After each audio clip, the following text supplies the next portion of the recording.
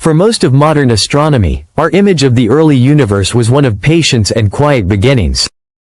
A cosmos slowly waking up after the chaos of the Big Bang. Light timidly breaking through the darkness. The first stars flickering into existence after hundreds of millions of years, carefully arranging themselves into primitive galaxies that would take eons to grow into the great cosmic cities we see today. It was a narrative that felt ordered, predictable, and even comforting. But the James Webb Space Telescope, our most ambitious eye on the universe, has torn that familiar script to shreds. Webb has peered deeper into time than any human instrument before, reaching to the very threshold of what it was designed to see. And what it has uncovered there is not just surprising. It is unsettling. At the dawn of time, just a few 100 million years after the Big Bang, the telescope has revealed objects that should not exist. They are too bright, too massive, too structured, too soon. Some of them might not even be galaxies at all. They could be something far stranger.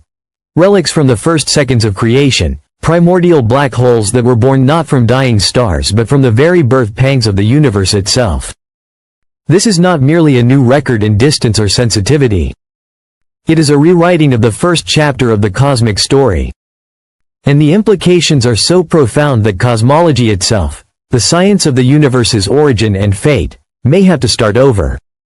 From Hubble's horizon to Webb's frontier before Webb, our best glimpse of the cosmic dawn came from its legendary predecessor, the Hubble Space Telescope. Hubble could see galaxies at redshift 11, which means their light began its journey about 400 to 600 million years after the Big Bang. That was impressive, but it was still late in cosmic terms. The most distant galaxy ever confirmed by Hubble sat at redshift 9, corresponding to a universe already 600 million years old. In other words, by the time Hubble looked back, the universe was already bustling with stars and galaxies. The true beginning, the mysterious era when light itself first emerged, remained hidden in darkness. Enter Webb. With its infrared vision, designed specifically to see the stretched-out glow of the earliest stars, Webb shattered Hubble's ceiling almost immediately. Within its first months of operation, it pushed detections to redshift 14, just 300 million years after the beginning. That alone would have been revolutionary. But Webb did not stop there. In its deepest fields, it has identified objects at redshift 17, only 200 million years after the Big Bang, and candidates that may lie at redshift 25. That corresponds to a universe just 100 million years old, less than 1% of its current age. Imagine it. Webb is capturing light that has been traveling for 13.6 billion years, photons stretched into the far infrared by the expansion of space itself. These photons began their journey when the cosmos was still a fragile infant, when matter and energy were still sorting themselves into the building blocks of reality. The shocking nature of the candidates discovering galaxies this far back would have been enough to reshape our models. But the true shock lies in their properties. These objects are not faint smudges struggling to exist. They are luminous beacons, blazing with ultraviolet light. They appear massive, yet incredibly young, only around 30 million years old, with surprisingly little dust. Their luminosity is so intense that it simply should not be possible under our current models. In the first few 100 million years, the universe was hot, dense, and hostile to star formation. Gas clouds should have resisted collapse. Stars should have formed slowly and inefficiently. Yet these objects are producing light as though they were fully mature galaxies. Webb's images, taken through multiple infrared filters, reveal diversity among them. Some are compact and point-like, no more than 180 light-years across, far too small for a proper galaxy. Others sprawl across 700 light-years, closer to what we would expect from primitive galactic structures. But all of them share a troubling trait. If they are indeed galaxies, their star formation rates are impossibly high. Population 3 stars. The first generation. One possible explanation is that these objects are made of population 3 stars, the mythical first stars. These stars would have been massive, hot, and short-lived, forged from pristine hydrogen and helium left over from the Big Bang. They would have burned with ferocious intensity, flooding their surroundings with ultraviolet light. If Webb is seeing population 3 stars directly, it would be a dream fulfilled for astronomers. For decades, these first stars have existed only in theory, their evidence hidden or destroyed by later generations of stars. To find them now would be like catching a glimpse of the cosmos lighting its first candle. And yet, even this explanation strains under the weight of Webb's discoveries. The sheer number of luminous objects that Webb is uncovering is difficult to explain with population 3 stars alone. There are simply too many. A more radical possibility: primordial black holes. This opens the door to a far more radical idea, one that has hovered at the edges of cosmology for years. What if some of these luminous points are not galaxies at all? Astrophysicists have proposed that they could be primordial black holes, objects born not from stars but directly from the collapse of dense regions in the earliest fractions of a second after the Big Bang.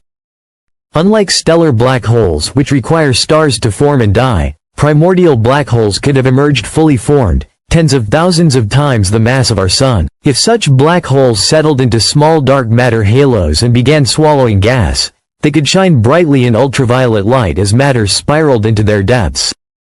To Webb, they would appear almost identical to compact galaxies, except they would not be galaxies at all. This theory solves two mysteries at once. It explains why some of Webb's candidates are far too small to be galaxies, yet still so luminous. And it answers a long-standing puzzle. How did supermassive black holes manage to exist less than a billion years after the Big Bang? These primordial seeds could have been their ancestors, growing into the cosmic giants that anchor galaxies today.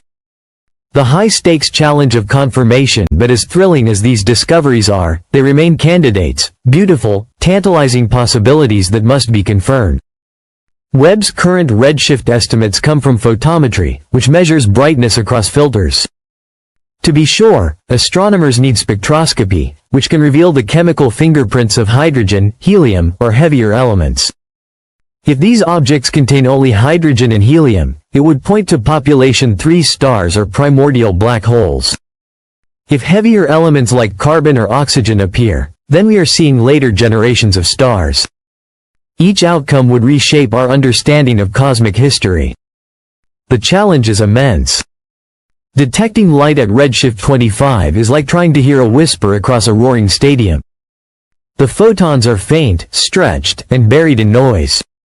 Astronomers must combine long exposures with painstaking calibration, filtering out false positives caused by nearer galaxies or dust. Webb is performing at the very edge of its design limits.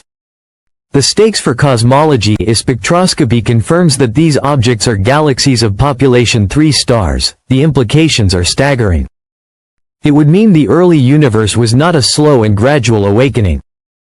It was a cosmic blaze, igniting almost instantly after the Big Bang.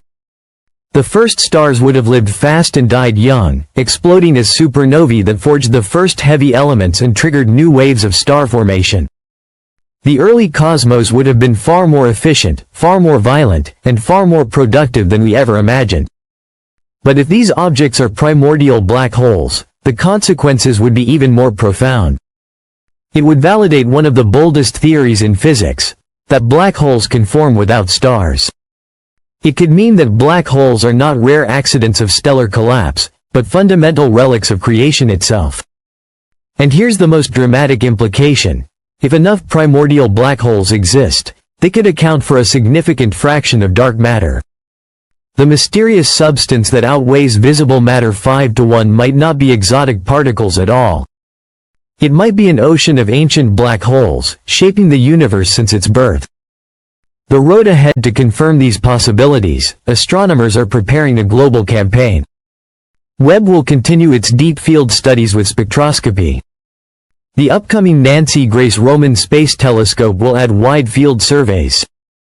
On Earth, the extremely large telescope in Chile will provide sharper ground-based views. Even gravitational wave detectors may one day catch the echoes of primordial black hole mergers from the dawn of time. Piece by piece, the puzzle will come into focus. A cosmic reckoning. What's becoming clear is that Webb is not just Hubble's successor. It is a revolutionary instrument that is forcing us to confront gaps in our theories wide enough to swallow entire galaxies. If these record-breaking objects are population 3 stars, then the universe's first chapter was not a gentle spark but a sudden inferno.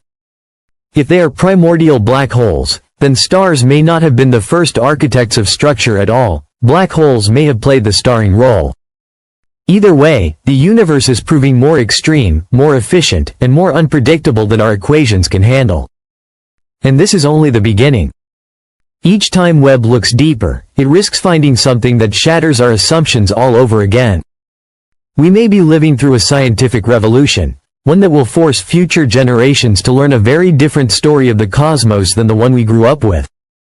Because if Webb has proven anything, it's that the universe refuses to fit neatly into our timelines, our models, or our expectations. The truth of our origins is stranger, more violent, more beautiful.